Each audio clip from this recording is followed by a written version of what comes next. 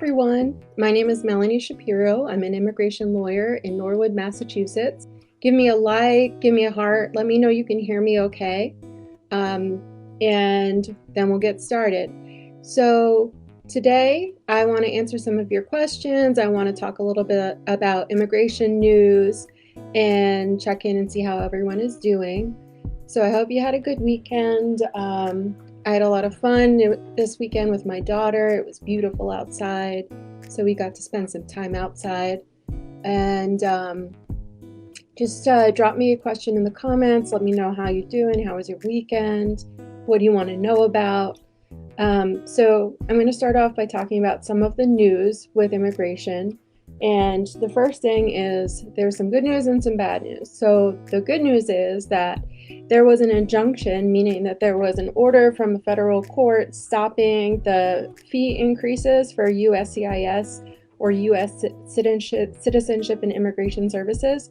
So the fees were supposed to go up on October 2nd, but the court stopped the fee increase. And for right now, the fees are still going to be the same. So hello to everyone. Thank you for joining in. Send me your comments and your questions, and I will be happy to answer them. So as I was saying, the fee increase is stopped for right now. So this is a great time to get your applications in before the fees go up again, or before Trump's fee increase is allowed to go forward.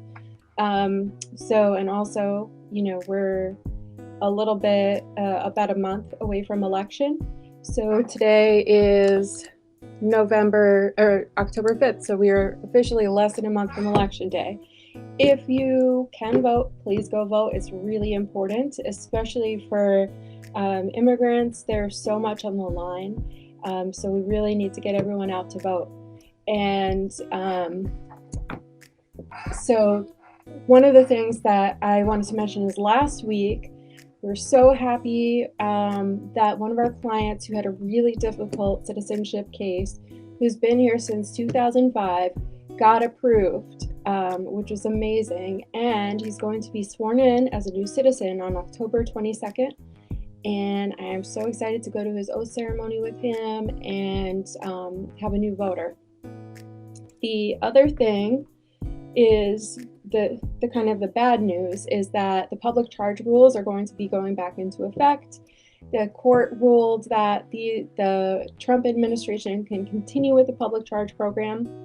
So if any applications go in right now, they're going to be given a request for evidence to provide the public charge rule, the forms. And that form is a long form, like 18 pages, and it comprises of 7 factors. It's very complicated. So it's really unfortunate, especially during these times, during COVID, when so many people are struggling, that we're going to have to be showing that people are not going to be likely to get a public benefit in the future. So this is discouraging people who do need help from getting help. So if we file for your application now, you're going to get a request for evidence for this public charge form. After October 13th, if you file for your application, it's going to be rejected and sent back to you. So if you can get it in now, get it in now. If you already have an application pending, then I don't think that you're going to have to do the public charge form, but we will keep everybody posted as we get more information. One announcement, the visa bulletin came out, and it's really exciting because October is when the new year starts for the visa bulletin.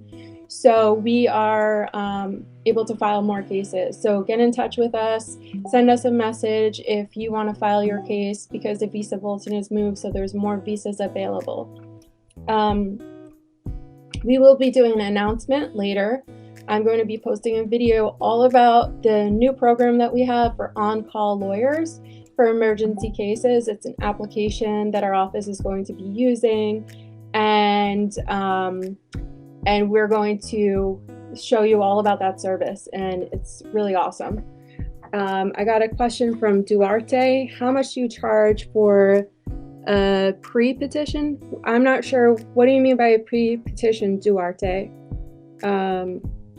and then I can answer your question. Usually when people ask me how much stuff is going to, how much their case is going to be, it's really important that I have a consultation with you first, and I can look at your situation, I can look at what are you eligible for, and if there are any complications with your case. So everybody's case is unique, so it might be a different price depending on what your case is. And then what else? So we have another question here. Why would a green card application be denied? So there are many reasons why a green card application would be denied, and it kind of, again, depends on your situation. There are grounds of inadmissibility, which means, basically, to break that down, there are different areas that can make you not eligible to become a permanent resident. Usually that's like the criminal grounds, certain crimes would make you ineligible. Hola Teresa, ¿cómo está? Muy bien, ¿y usted? So there are certain grounds that make you ineligible, like certain crimes, things called aggravated felonies, or there's certain like drug offenses, certain violence offenses. So if there's some domestic violence issues that can make you ineligible. There's also some immigration violations that would make you ineligible, like if you entered illegally and you didn't get a waiver. So there's certain times that you wouldn't be eligible. Certain visa violations, like working without permission or violating the terms of your visa. Those are some areas that could make you ineligible for a green card. Also, another one is fraud. So sometimes with marriage petitions, if the immigration officer believes that you don't have a real marriage, then they could deny your case based on they think you committed fraud. So those are some of the areas. Another question is, what is a conditional permanent resident? How and when do they remove conditions? So if you apply for a marriage petition and you've been married for less than 2 years, you'll get a conditional permanent resident card. So you have to remove these conditions after 2 years to get your permanent green card, which lasts for 10 years. So usually what happens is 90 days before your green card is going to expire, you and your spouse file an I-751 form, which is to remove the conditions on your green card, and usually we do it together. So it's called a joint petition, and you provide some evidence that you have been married for the last 2 years, you're sharing your life together. So it's similar to when you do your initial marriage petition with all of your photos, your documents, proof that you're living together, letters from friends and family, things like that, but it's just over the last 2 years. And then you go to an interview together again, and then you obtain your 10-year green card.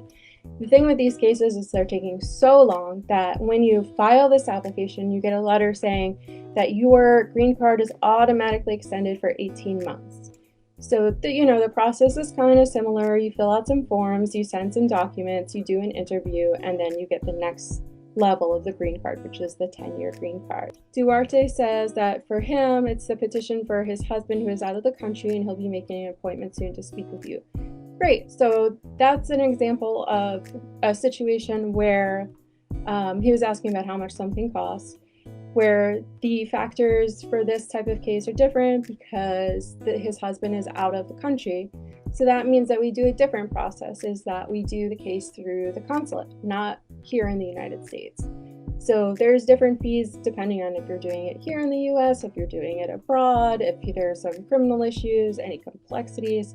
So that's why it's always good to call and schedule a consultation. And Jami will help you. Jami's our office administrator, and she will schedule you for a consultation as soon as possible so we can figure out everything we need to do for your case and what the fees will be for us and for the government. The next question I got, what is an affidavit? So an affidavit is just a sworn statement, and we use affidavits for a lot of different types of cases. We use them for our marriage petitions, we use them for our Green card applications, we use them for cancellation of removal. So almost all of the types of cases that we do use affidavits. And one of the questions here is, well, does it always have to be notarized? Right now during the pandemic, obviously it's really hard to go to a notary. It's not good to expose yourself. So you can use alternative language in there. And we have sample affidavits that basically you swear that everything's true under the pains and penalties of perjury. So this attestation language can get around the need to notarize something, because if you break it down, an affidavit is really just a sworn statement. So if you put language in swearing that it's true, we can use that instead of having to go to a notary. The next question I have is, what can I expect in my interview? So this morning I was preparing a couple from India, and they're doing a marriage petition. The husband is a US citizen and the wife is the intending immigrant, the beneficiary. So we were talking about what to expect at their interview. So the way that things are going now at the interviews is a little bit different because of COVID. And so what we're doing is, instead of showing up 30 minutes prior to an interview, you can only show up 15 minutes beforehand. You have to wear a mask, there's hand sanitizer everywhere, and there are lines showing you which way to walk in the office.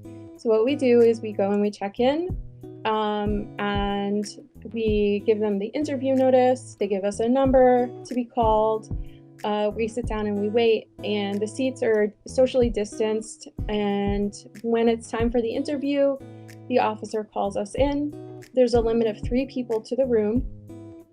And for many clients, if the case is very easy, I'm appearing on the telephone to make the case go a little bit faster because of the limit of the number of people that are allowed in the office. So there's doors. The officer will come out and call us in. We'll go down a corridor and go into the officer's office for the interview. We've been leaving the doors open to help with airflow. And the first thing that the officer does is to swear you in, to swear that everything you're saying is the truth.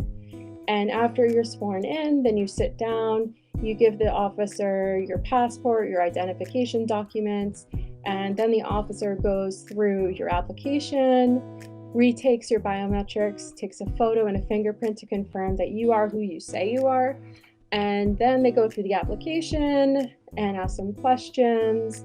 And then after the interview, the officer will either tell you, yes, you're approved, or I need to review your case with a supervisor. I have to do more background checks and then I can approve your case, or you'll receive a decision in the mail. So I went in last week, as I mentioned, for the naturalization interview, and it was approved, and we saw the approval online the same day. So if the officer is able to approve your case quickly, you'll find out right away. I'm representing a marriage case on Wednesday. I'm going to be appearing over the telephone. So I send my clients in with all the documents. We have a preparation session beforehand, make sure everybody understands what's going on. And that's pretty much it. That's how the process works. That's what you can expect at the interview. So if you do have any more questions, now is the time to leave them in the comments. And also I'll be doing a live video on Wednesday in Spanish at 4 o'clock, every Wednesday at 4 o'clock in Spanish. So if you prefer to hear it in Spanish, or you know anyone who needs their questions answered in Spanish, please pass along the information, like and share our page. We really want to get the information out there. I also want to remind everyone that we are doing a free clinic on Indigenous Peoples Day on October 12th. And this clinic is for people who currently have temporary protected status. And because President Trump is ending this program, they are at a risk for being put into removal proceedings. So we are offering our services for free on Indigenous Peoples Day to meet with people who are from countries like El Salvador, Nepal, Honduras, Nicaragua, Sudan, any country that and Haiti, any country that currently has TPS and is at risk of losing their status. We want to make sure that we can help them find solutions. So please pass the information along. We have an event on our Facebook page and a link in our bio on the Instagram page where people can register for the event. And what we'll be doing is a Zoom call and giving people different appointment times and just speaking to people all day long, trying to figure out if we can help them find a permanent solution to stay in the United States. And if you have any other questions, let me know. We also are going to be going to the airport this week to represent someone whose green card was taken away from him when he entered the United States. And the following week, I'm going to be on a panel for the Essex County Commission on the Status of Women, talking about different humanitarian options for victims of violence, such as asylum, U visas, T visas, and VAWA petitions. So we'll be posting the information there. We'll post a recording so you can check it out. Otherwise, thanks for tuning in. It's great to see all of you, and I hope everyone has a great day.